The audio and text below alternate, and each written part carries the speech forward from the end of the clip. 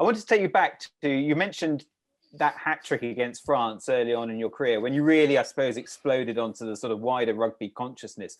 How did you handle the fame that resulted from that? Because to me, Brian, that was a milestone. Yeah, it was a shock to me. Yeah, it was real. It was kind of overnight stuff. Might have been known from a rugby perspective, a little bit, even though the Irish team wasn't doing particularly well. We'd had a really disappointing World Cup. We hadn't done any, we'd been beaten really badly by England in the Six Nations in advance of the French game. So it wasn't as though we were the team that everyone was sitting on the edge of their seats waiting to see. And then all of a sudden, we win against France for the first time in 30 years and I get a hat trick. And it was a shock. I wasn't ready for it, of being recognized in the streets. And I went to a schools match 3 or 4 days after, being in Paris, my old school, and I kind of walked, it was in Land's End Road, and I walked across the North Terrace, and about 1,500 kids poured out of the stand and came over looking for pictures and for autographs. And I was like, this is nuts, absolutely nuts. And I don't think there's anything that can prepare you for that. You just try and not lose the run of yourself, and not, try not believe your own hype too much, and I think remain true to yourself, and then try and understand what the expectation is after that, and make sure that I think once you realize that when you're in the public domain and you make a living from a public perspective and you do advertising where it's part of your income, that you are a little bit of public property, and so you have to give a certain amount to yourself, but also distinguish between the public person and the private person. So being voted Ireland's sexiest man, hey! that's just easy. Colin Farrell must have had an off year that year, yeah. I had to get it in. You're right. I was talking to someone the other day on a Zoom call, a company, and I did mention it. I was like, you might know me for the little bit of success I had towards the end of my career, but I bet you don't know me from the 2004 Ireland's Sexiest Man. So it's that, the girlfriend on the voting panel, and you just have to be careful not to kind of a little bit of getting caught up in the trappings of what potentially can come with being well known. And like I said, I'd proxed blonde hair for a couple of years in my as captain of Ireland. It's not a great look, but you need to make as a not a kid, but as a young man, you need to make those mistakes to realize that what, it's a bit of blonde hair, it's hard. I wasn't beating people up outside Chippers, it was just something that was the thing for me that I felt as though I was in control of, whereas I was being told what I had to do, where I had to be, what I had to wear, what I had to eat, and they couldn't tell me anything on my hair. And I think that's why it was not a proverbial 2 fingers up, but it was just an ability to do something that I was fully in control of. And almost, I think at times I fed off people being appalled by the look of it, that it didn't mirror what the captain of Ireland should look like. And it was my chance to go, okay, it was maybe the tiny bit of rebellious streak in me. Well, let's face it, Keith Wood couldn't have pulled off the same trick. This is true. I guess it takes a bit of confidence to do those things, especially when you're responsible for that team and that nation. Where do you sit on the confidence? Overplayed strength then becomes an arrogance. Where do you sit on that sort of fine line? Because that's, I guess, depending on how you look at it, can be seen as some arrogance, or do you feel that the top performers need a little bit of arrogance? Where's that balance?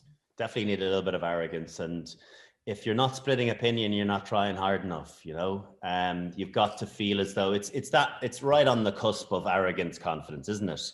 Yeah. And if you teeter into the arrogance side of things, provided it manifests itself in a positive way for you, that you're not deluded, or you don't have yourself convinced of something that you're not, well, then I think it can have a positive impact to your performance. But ultimately, you just want to have high confidence, but humility. That's what we all aspire to having and to being. And sometimes you get it right, and sometimes you might overstep the mark, but it's about having the right people there to be able to tell you that that's not you, and your family to ground you, and your friends to ground you, and to pull the reins in a little bit. But confidence is such a transient thing. It's you're going well, and you're kind of riding a crest of a wave, and then you have an injury or something happens to you and you're out for a few weeks, and then someone else gets their opportunity and you see them progressing and doing brilliantly, and it has a negative impact on you, and then you can't come back from injury, or you can't get back to the form, and then all of a sudden you go, oh gosh, only a few weeks ago I was this super confident person, and now all of a sudden I feel the very opposite to it. So I'd love to know, how do you teach confidence? I think it's just, it's the stars aligning sometimes, and it's hard work, amalgamated with, with a bit of good timing and a little bit of luck and sacrificing things and cohesion and unity and relationships. So it's all those things fostered together is what creates confidence, and a winning environment. So it's the age-old question: how do you become more confident? I don't think there's any generic answer to that, to be honest. It'll always come and go in every realm of what you do, and you just have to try and stay on it as long as you possibly can when you're at peak confidence. So is the real challenge then not so much about being confident all the time? It's almost managing those losses or moments of poor performance, or dealing with change. I mean, there's a lot of change going on right now in the world. I mean, is it managing those situations that creates that ability to bounce back quicker, that creates that more resilient high performer? I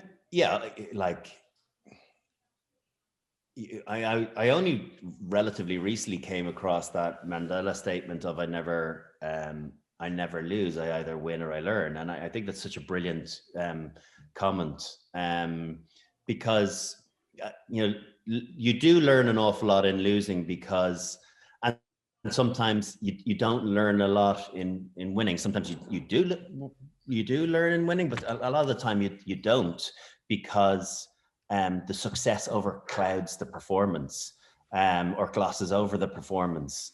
Whereas,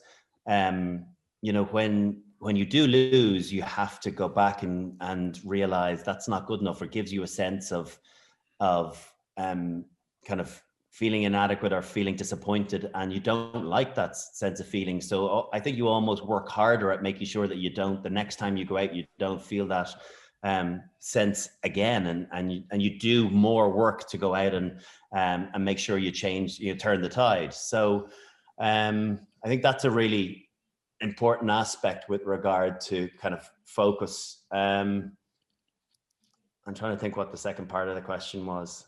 Well, just I was going to ask you, Brian, sorry, did you ever have negative self-talk? Did you have negative thoughts that were running through your head, and did you need help with it? Yeah, I did. I came into a bit of a black hole career-wise in 2008. Lots of injuries, question marks around my captaincy.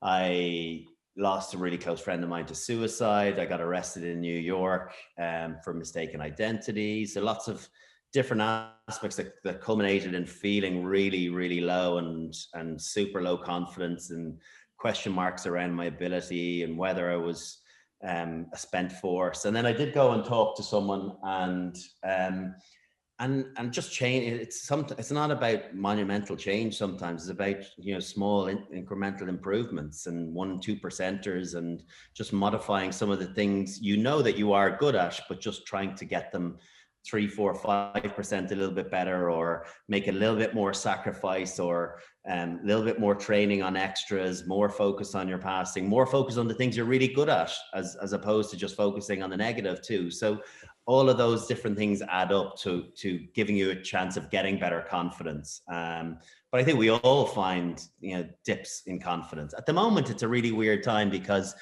on any given day you can wake up in a bad mood for no reason. And then conversely, you know, you can listen to a good podcast at night and you wake up in the morning and feel, right, I'm ready to tackle the world. Because of we don't have the same outlet at the moment to be able to live like we want to live. So it can sometimes, when it's negative, it can really rein in on you. And it's hard to kind of project that positivity because there is no outlet to go out and meet friends and have fun and have a laugh and go to dinner and travel and meet new people. All of that, we're so limited to our interactions at the moment that it's hard to see the kind of sunny side to things. So it's, you know, as soon as this vaccine comes in, the better.